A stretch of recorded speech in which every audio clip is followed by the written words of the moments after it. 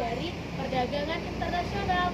Selamat menyaksikan Kelompok Tungir Garut. We are Afgamalusa. Well, 1, 2, 3, ya. Kami dari kelompok Afgamalusa. Afgamalusa, kami siap menyimpulkan apa itu perdagangan internasional. Afgamalusa, well.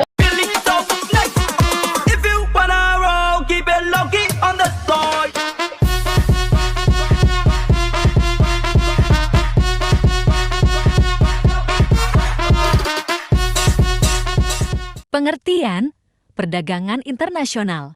Hai, saya Luas Menjuta. Saya akan menjelaskan apa itu perdagangan internasional. Selamat menyaksikan. Nah teman-teman, perdagangan internasional muncul akibat adanya kebutuhan negara pada masyarakatnya karena sumber daya belum bisa terpenuhi oleh negara tersebut. Untuk itu diperlukan perdagangan internasional untuk membeli komoditas suatu yang dimiliki negara lain. Nah, terus apa sih itu perdagangan? Perdagangan adalah segala kegiatan dalam menjual dan membeli barang atau jasa di suatu tempat yang di sana terjadi keseimbangan antara kurva permintaan dan dengan penawaran. Nah, perdagangan internasional juga dilakukan untuk memenuhi kebutuhan suatu negara akan barang atau jasa yang tidak dapat dihasilkan di dalam negeri tersebut. Karena itu faktor-faktor tertentu. Terima kasih saya ucapkan. Saya Selula Senjuta. Bye. Manfaat perdagangan internasional. Saya Gabriel. Saya akan menjelaskan manfaat perdagangan internasional. 1.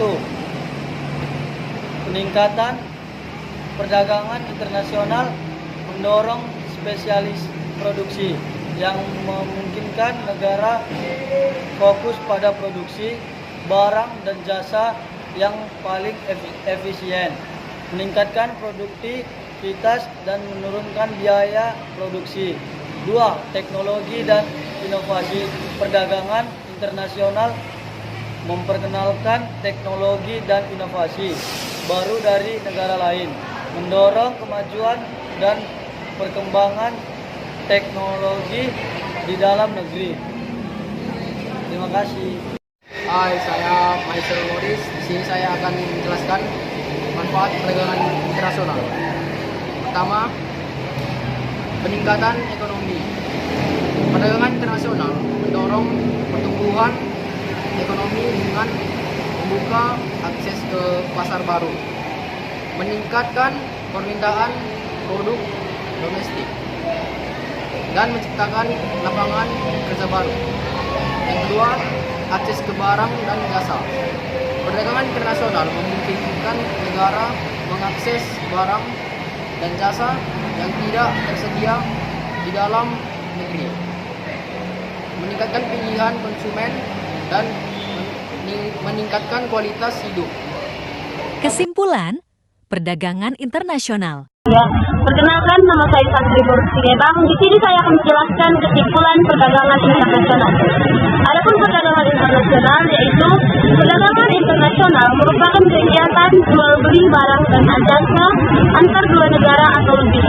Kesimpulan dari perdagangan internasional adalah sebagai berikut. Yang pertama, mendorong pertumbuhan ekonomi. Perdagangan internasional memungkinkan negara-negara untuk mengakses pasar yang lebih luas, meningkatkan produksi dan mendapatkan pendapatan dari ekspor yang berkontribusi pada pertumbuhan ekonomi. Yang kedua, meningkatkan pilihan konsumen.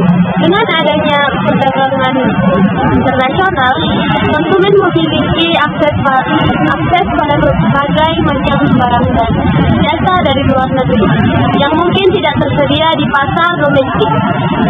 Yang ketiga, efisiensi dan spesialisasi. Negara dapat berfokus pada produksi barang dan jasa, di mana mereka memiliki keunggulan komparatif sehingga mendorong efisiensi dan meningkatkan produktivitas. Terima kasih.